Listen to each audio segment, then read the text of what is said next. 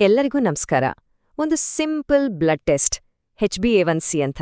ಇದು ಕೇವಲ ಡಯಾಬಿಟಿಸ್ ಬಗ್ಗೆ ಮಾತ್ರ ಹೇಳೋದಿಲ್ಲ, ಬದಲಿಗೆ ನಮ್ಮ ದೇಹದ ನಿಜವಾದ ವಯಸ್ಸೆಷ್ಟು ಅನ್ನೋದರ ಸೀಕ್ರೆಟ್ ಕೂಡ ಇದರಲ್ಲಿದೆ ಅಂತ ನಂಬ್ತೀರಾ? ಹೌದು, ಬನ್ನಿ ಇವತ್ತು ಇದ್ರ ಬಗ್ಗೆನೇ ಮಾತಾಡೋಣ. ಒಂದೇ ಒಂದು ಬ್ಲಡ್ ಟೆಸ್ಟ್ ನಮ್ಮ ಬಯೋಲಾಜಿಕಲ್ ಏಜ್ ಅಂದ್ರೆ ನಮ್ಮ ದೇಹ ಒಳಗಿನಿಂದ ಎಷ್ಟು ವಯಸ್ಸಾಗಿದೆ ಅಂತ ಹೇಳೋಕ್ ಸಾಧ್ಯನಾ? ಇದೆಂಥ ಪ್ರಶ್ನೆ ಅಲ್ವಾ? ಅದೇ ಇದು ಸಾಧ್ಯ. ಆ ಒಂದು ಟೆಸ್ಟ್ ನಮ್ಮ ಆರೋಗ್ಯದ ಭವಿಷ್ಯದ ಬಗ್ಗೆ ಏನೆಲ್ಲ ಸುಳಿವು ಕೊಡಬಹುದು. ಬನ್ನಿ ಈ ಇಂಟ್ರೆಸ್ಟಿಂಗ್ ವಿಷಯದ ಆಳಕ್ಕೆ ಇಳಿಯೋಣ. ನೋಡಿ, HbA1c ಟೆಸ್ಟ್ ಅಂದ ತಕ್ಷಣ ಎಲ್ಲರ ತಲೆಗೂ ಬರೋದು ಒಂದೇ, ಡಯಾಬಿಟಿಸ್ ಅಲ್ವಾ? ಆದ್ರೆ ಅದರ ನಿಜವಾದ ಕಥೆ ಅದಕ್ಕಿಂತ ತುಂಬಾನೇ ದೊಡ್ಡದು. ಇದು ಕೇವಲ ಮಧುಮೇಹದ ಪರೀಕ್ಷೆ ಅಲ್ಲ, ಇದು ನಮ್ಮ ಮೆಟಬಾಲಿಸಂ ಎಷ್ಟು ಚೆನ್ನಾಗಿದೆ ಅಂತ ತೋರ್ಸೋ ಒಂದು ಕನ್ನಡಿ ಇದ್ದ ಹಾಗೆ. ಇನ್ನೂ ಸರಳವಾಗಿ ಹೇಳ್ಬೇಕಂದ್ರೆ ನಮ್ಮ ದೇಹ ಎಷ್ಟು ಸ್ಪೀಡಾಗಿ ಮುಪ್ಪಾಗ್ತಿದೆ ಅನ್ನೋದನ್ನ ಇದು ತೋರಿಸ್ಕೊಡುತ್ತೆ. ಹಾಗಾದ್ರೆ ಈ HbA1c ಟೆಸ್ಟ್ ಹಿಂದೆ ಇರೋ ಸೈನ್ಸ್ ಏನು? ನಮ್ಮ ದೇಹ ಕಳೆದ 3 ತಿಂಗಳ ಸಕ್ಕರೆ ಲೆಕ್ಕವನ್ನ ಹೇಗೆ ಒಂದು ಡೈರಿ ಬರೆದ ಹಾಗೆ ನೆನ್ಪಿಟ್ಕೊಳ್ಳುತ್ತೆ? ನೋಡೋಣ ಬನ್ನಿ. ಇದಕ್ಕೆ ಕಾರಣ ಒಂದು ಪ್ರಾಸೆಸ್, ಅದರ ಹೆಸರು ಗ್ಲೈಕೇಷನ್. ಅಯ್ಯೋ, ಇದೇನು ದೊಡ್ಡ ಸೈನ್ಸ್ ಅಂತ ಗಾಬರಿಯಾಗ್ಬೇಡಿ, ತುಂಬಾ ಸಿಂಪಲ್. ನಮ್ಮ ರಕ್ತದಲ್ಲಿ ಸಕ್ಕರೆ ಅಂಶ ಜಾಸ್ತಿ ಆದಾಗ ಆ ಸಕ್ಕರೆ ಹೋಗಿ ನಮ್ಮ ಕೆಂಪು ರಕ್ತಕಣಗಳಲ್ಲಿರೋ ಹೀಮೋಗ್ಲೋಬಿನ್ಗೆ ಅಂಟ್ಕೊಂಡ್ಬಿಡುತ್ತೆ. ಅಷ್ಟೇ, ಇದೇ ಗ್ಲೈಕೇಷನ್. ಸರಿ, ಇದು ಹೇಗೆ ವರ್ಕ್ ಆಗುತ್ತೆ? ನೋಡಿ, ನಾವು ಊಟ ಮಾಡಿದಾಗ ಅದು ಗ್ಲೂಕೋಸ್ ಅಂದ್ರೆ ಸಕ್ಕರೆಯಾಗಿ ಬದಲಾಗುತ್ತೆ. ಈ ಸಕ್ಕರೆ ಜಾಸ್ತಿಯಾದ್ರೆ ಅದು ಹೋಗಿ ಕೆಂಪು ರಕ್ತಕಣಗಳಿಗೆ ಅಂಟ್ಕೊಳ್ಳುತ್ತೆ. ಈ ಕೆಂಪು ರಕ್ತಕಣಗಳ ಆಯುಸ್ಸು ಹೆಚ್ಚು ಕಮ್ಮಿ 3 ತಿಂಗಳು. ಅದಕ್ಕೆ HbA1c ಟೆಸ್ಟ್ ಇವತ್ತಿನ ಶುಗರ್ ಲೆವೆಲ್ ಹೇಳಲ್ಲ, ಬದಲಿಗೆ ಕಳೆದ 3 ತಿಂಗಳ ಆವ್ರೇಜ್ ಲೆಕ್ಕವನ್ನ ಕೊಡುತ್ತೆ. ಅದ್ಭುತ ಅಲ್ವಾ? ಓಕೆ, ಸಕ್ಕರೆ ಅಂಟುಕೊಳ್ಳುತ್ತೆ ಸರಿ, ಆದ್ರೆ ಅದಕ್ಕೂ ನಮ್ಮ ವಯಸ್ಸಿಗೂ ಏನ್ ಸಂಬಂಧ? ಇಲ್ಲೇ ಇದೆ ನೋಡಿ ಅಸ್ಲಿ ಕಥೆ. ಈ ಗ್ಲೈಕೇಷನ್ ಅನ್ನೋ ಸಿಂಪಲ್ ಪ್ರಾಸೆಸ್ ನಮ್ಮ ದೇಹವನ್ನ ಒಳಗಿಂದೊಳಗೆ ಹೇಗೆ ಡ್ಯಾಮೇಜ್ ಮಾಡುತ್ತೆ, ಹೇಗೆ ವಯಸ್ಸಾಗುವಂತೆ ಮಾಡುತ್ತೆ ಅಂತ ಈಗ ನೋಡೋಣ. ಒಂದು ಒಳ್ಳೆ ಉದಾಹರಣೆ ಅಂದ್ರೆ ಕ್ಯಾರಮೆಲ್. ಸಕ್ಕರೆಯನ್ನ ಬಿಸಿ ಮಾಡಿದ್ರೆ ಏನಾಗುತ್ತೆ?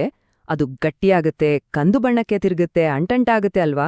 ಹೆಚ್ಚು ಕಡಿಮೆ ಅದೇ ರೀತಿ ನಮ್ಮ ರಕ್ತದಲ್ಲಿನ ಜಾಸ್ತಿ ಸಕ್ಕರೆ ನಮ್ಮ ಒಳಗಿನ ಟಿಶ್ಯೂಗಳನ್ನ, ಅಂಗಾಂಶಗಳನ್ನ ಕ್ಯಾರಮಲೈಸ್ ಮಾಡುತ್ತೆ. ಅಂದ್ರೆ ಅವುಗಳನ್ನ ಗಟ್ಟಿ ಮಾಡಿ ಅವುಗಳ ಕೆಲ್ಸಕ್ಕೆ ಅಡ್ಡಿಪಡಿಸುತ್ತೆ. ಉದಾಹರಣೆಗೆ ನಮ್ಮ ರಕ್ತನಾಳಗಳನ್ನೇ ತಗೊಳ್ಳಿ. ಆರೋಗ್ಯವಾಗಿದ್ದಾಗ ಅವು ಫ್ಲೆಕ್ಸಿಬಲ್ ಆಗಿ, ಸ್ಮೂತ್ ಆಗಿರುತ್ತೆ. ಆದ್ರೆ ಈ ಗ್ಲೈಕೇಷನ್ ಆದಾಗ ಅವು ಹಳೆ ರಬ್ಬರ್ ಪೈಪ್ ತರ ಗಟ್ಟಿ, ಬಿರುಸು ಆಗ್ಬಿಡುತ್ತೆ. ಆಗೇನಾಗತ್ತೆ? ಬ್ಲಡ್ ಫ್ಲೋ ಸರಿಯಾಗಿ ಆಗಲ್ಲ.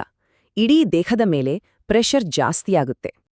ಈ ಡ್ಯಾಮೇಜ್ ಬರೀ ರಕ್ತನಾಳಗಳಿಗೆ ಮಾತ್ರ ಸೀಮಿತ ಅಲ್ಲ, ಇದು ನಮ್ಮ ನರಗಳಿಗೆ, ಕಿಡ್ನಿಗಳಿಗೆ, ಹೃದಯಕ್ಕೆ, ಹೀಗೆ ಪ್ರತಿಯೊಂದು ಪ್ರಮುಖ ಅಂಗಕ್ಕೂ ಹಾನಿ ಮಾಡುತ್ತೆ. ಒಟ್ಟಾರೆಯಾಗಿ ನಮ್ಮ ದೇಹವನ್ನ ಒಳಗಿಂದ ವೇಗವಾಗಿ ಮುಪ್ಪಾಗುವಂತೆ ಮಾಡುತ್ತೆ. ಹಾಗಾದ್ರೆ ನಮ್ಮ HbA1c ರಿಪೋರ್ಟಲ್ಲಿರೋ ನಂಬರ್ಸ್ ಅರ್ಥ ಏನು? 5.3% ಅಥವಾ ಅದಕ್ಕಿಂತ ಕಡಿಮೆ ಇದ್ರೆ ಸೂಪರ್, ನಮ್ಮ ಮೆಟಬಾಲಿಸಂ ಚೆನ್ನಾಗಿದೆ ಅಂತ.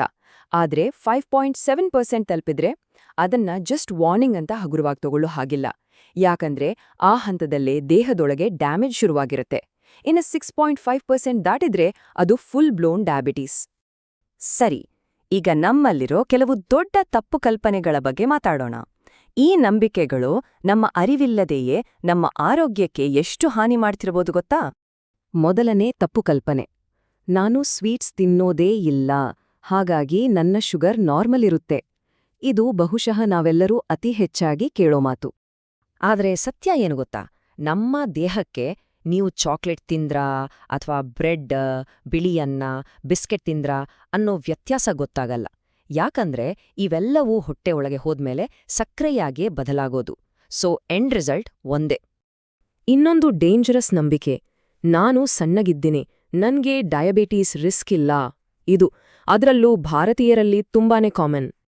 ಆದ್ರೆ ಥಿನ್ ಔಟ್ಸೈಡ್ ಫ್ಯಾಟ್ ಇನ್ಸೈಡ್ ಅಂತಾರಲ್ಲ ಹಾಗೆ, ಕೆಲವರು ಹೊರಗಿನಿಂದ ಸಣ್ಣಗೆ ಕಂಡ್ರು ಅವರ ಒಳಗಿನ ಅಂಗಗಳ ಸುತ್ತ ವಿಸರಲ್ ಫ್ಯಾಟ್ ಅನ್ನೋ ಅಪಾಯಕಾರಿ ಕೊಬ್ಬು ಸೇರ್ಕೊಂಡಿರುತ್ತೆ. ಇದು ಇನ್ಸುಲಿನ್ ಕೆಲ್ಸಕ್ಕೆ ಅಡ್ಡಿ ಮಾಡಿ ಸೈಲೆಂಟ್ ಆಗಿ ಡಯಾಬಿಟಿಸ್ ರಿಸ್ಕನ್ನ ಜಾಸ್ತಿ ಮಾಡುತ್ತೆ. ಮೂರನೇ ಮತ್ತು ಅತಿ ಮುಖ್ಯವಾದ ತಪ್ಪು ಕಲ್ಪನೆ, HbA1c ಲೆವೆಲ್ 6.4% ವರೆಗೂ ಇದ್ರೆ ಪರವಾಗಿಲ್ಲ, ಓಕೆ ಅಂತ ಅಂದ್ಕೊಳ್ಳೋದು. ಇಲ್ಲ, ಓಕೆ ಆಗಿರೋದಕ್ಕೂ ಆರೋಗ್ಯವಾಗಿರೋದಕ್ಕೂ ಆಕಾಶ ಭೂಮಿಯಷ್ಟು ವ್ಯತ್ಯಾಸ ಇದೆ. ನೋಡಿ, ಓಕೆ ಅಥವಾ ಸರಿ ಅಂದ್ರೆ ಏನು? ಸದ್ಯಕ್ಕೆ ಐಸಿಯುಗೆ ಹೋಗೋವಷ್ಟು ಎಮರ್ಜೆನ್ಸಿ ಇಲ್ಲ ಅಂತಷ್ಟೇ ಅರ್ಥ. ಆದ್ರೆ ಆರೋಗ್ಯಕರ ಅಂದ್ರೆ ನಮ್ಮ ದೇಹ ಒಳಗಿನಿಂದ ಯಾವುದೇ ಡ್ಯಾಮೇಜ್ ಇಲ್ದೆ ಅತ್ಯುತ್ತಮವಾಗಿ ಕೆಲ್ಸ ಮಾಡ್ತಿದೆ ಅಂತ. ನಮ್ಮ ಗುರಿ ಬರೀ ಓಕೆ ಆಗಿರೋದಲ್ಲ, ಆರೋಗ್ಯಕರವಾಗಿರೋದು. ಸರಿ, ಇಷ್ಟೆಲ್ಲ ಕೇಳಿ ಟೆನ್ಷನ್ ಆಗ್ಬೇಡಿ, ಯಾಕಂದರೆ ಇದನ್ನ ಸರಿಪಡಿಸೋಕೆ ಖಂಡಿತ ಸಾಧ್ಯ. ಬನ್ನಿ, ನಮ್ಮ ಆರೋಗ್ಯವನ್ನ ನಮ್ಮ ಕೈಗೆ ವಾಪಸ್ ತಗೊಳ್ಳೋಕೆ ಸಹಾಯ ಮಾಡುವ ಒಂದು ಸಿಂಪಲ್ 5 ಸ್ಟೆಪ್ ಪ್ಲಾನ್ ಬಗ್ಗೆ ಮಾತಾಡೋಣ. ಇಲ್ಲಿದೆ ನೋಡಿ ಆ 5 ಸಿಂಪಲ್ ಸ್ಟೆಪ್ಸ್. 1. ಸಕ್ಕರೆ ಮತ್ತೆ ರಿಫೈನ್ಡ್ ಕಾರ್ಬ್ಸ್ ಅಂದ್ರೆ ಮೈದಾ, ಬಿಳಿ ಅನ್ನ ಇವೆಲ್ಲ ಕಟ್ ಮಾಡಿ. 2. ಪ್ರೋಟೀನ್ ಮತ್ತೆ ಫೈಬರ್ ಇರೋ ಆಹಾರವನ್ನ ಜಾಸ್ತಿ ಮಾಡಿ. 3. ದಿನಕ್ಕೆ ಒಂದು 30-40 ನಿಮಿಷ ವಾಕ್ ಮಾಡಿ. 4. ಪ್ರತಿ ಊಟ ಆದ್ಮೇಲೆ ಒಂದು 10 ನಿಮಿಷ ಅತ್ತಿತ್ತ ಓಡಾಡಿ. 5. ಚೆನ್ನಾಗಿ ನಿದ್ದೆ ಮಾಡಿ ಸ್ಟ್ರೆಸ್ ಮ್ಯಾನೇಜ್ ಮಾಡಿ. ಅಷ್ಟೇ. ನೋಡಿ, ಇದಕ್ಕಾಗಿ ದೊಡ್ಡ ದೊಡ್ಡ ಮಾತ್ರೆಗಳೇ ಬೇಕಾಗಿಲ್ಲ. HbA1c ಕಡಿಮೆ ಮಾಡೋದು ನಮ್ಮ ಜೀವನ ಶೈಲಿ ಮೇಲೆ ಫೋಕಸ್ ಮಾಡೋ ಒಂದು ಪ್ರಾಸೆಸ್. ನಾವು ಮಾಡೋ ಈ ಸಣ್ಣ ಸಣ್ಣ ಬದಲಾವಣೆಗಳು ಸ್ಥಿರವಾಗಿ ಮಾಡಿದ್ರೆ ನಿಜಕ್ಕೂ ಅದ್ಭುತವಾದ ರಿಸಲ್ಟ್ಸ್ ಕೊಡುತ್ತೆ. ಹಾಗಾಗಿ ಕೊನೆಯದಾಗಿ ಒಂದು ಮಾತು. ನಮ್ಮ HbA1c ರಿಪೋರ್ಟ್ ಬರೀ ಒಂದು ನಂಬರ್ ಅಲ್ಲ, ಅದು ನಮ್ಮ ಆರೋಗ್ಯದ ಒಂದು ಕಥೆ. ಹಾಗಾದ್ರೆ ನಮ್ಮ ಕಥೆ ಏನಾಗಿರಬೇಕು ಅಂತ ಯಾರು ನಿರ್ಧರಿಸ್ಬೇಕು? ನಾವೇ ಅಲ್ವಾ? ನಾವು ಯಾವ ರೀತಿಯ ಕಥೆಯನ್ನು ಹೇಳೋಕಿಷ್ಟಪಡ್ತೀವಿ? ಲೈಕ್ ಮಾಡಿ, ಸಬ್ಸ್ಕ್ರೈಬ್ ಮಾಡಿ ಮತ್ತು ಶೇರ್ ಮಾಡಿ.